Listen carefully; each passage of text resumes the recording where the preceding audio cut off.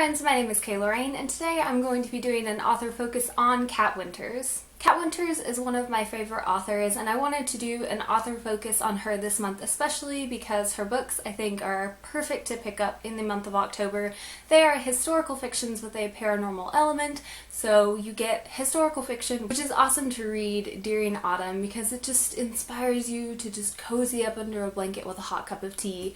And then the paranormal aspect just makes it feel so seasonally appropriate and appropriate for the upcoming holiday.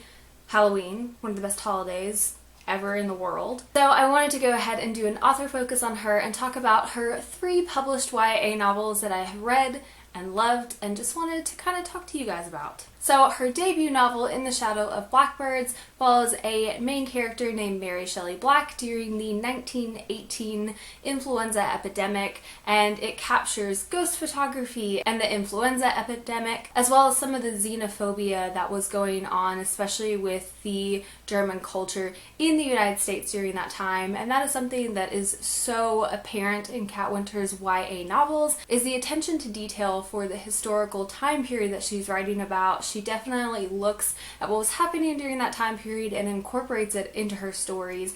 And in this first debut novel, which in my opinion is the creepiest out of all of them, she does it so well and creates this really beautiful, realistic atmosphere that discusses the different themes of that time and what was going on in the world. The next book, and my favorite out of her YA books, is The Cure for Dreaming, and this follows a main character named Olivia Mead, whose father has hired a hypnotist to hypnotize feminist thoughts out of her head, so she is a good little girl who follows the orders of men at all times. This book incorporates different paranormal creatures in the way that Olivia sees them after she has been hypnotized, and it also incorporates discussion on feminism during that time period. Something I do have to say is this is not intersectional feminism, and it doesn't discuss feminism as we would see it today and as we would want to talk about it today. So do keep that in mind when you're reading this. It is a feminist book, but it's very much focused on white feminism during that time period, and I do want to put that out there as a disclaimer. However, this book was really interesting to read, and I really enjoyed seeing the historical context of the novel as far as feminism goes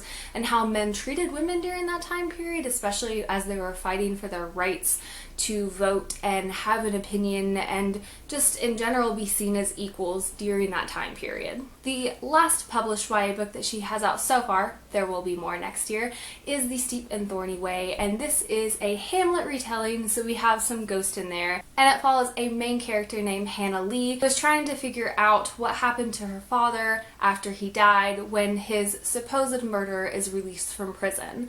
This particular book has a lot of discussion on race and inequality during that particular time in American history, and while I do think that it didn't get to the nitty-gritty of things as much as other books did, I did think that it had a respectful discussion on it and actually looked at some of the issues that people of color faced during that time. The main character is a biracial girl with a black father and a white mother, so seeing how that affected her and her storyline was really interesting. There was also a discussion on homophobia and a discussion on phobias of other religion other than the dominant cultural norm during that time period, which was Christian. So seeing that incorporated into the storyline definitely held true to Kat Winters' traditional writing, which is taking this supernatural story, adding a lot of historical context to it that was true to that time, and blending them together beautifully for an amazing, awesome YA story. These are the 3 published novels that Kat Winters has out so far. She has quickly become one of my favorite authors. I've really enjoyed her YA work so far,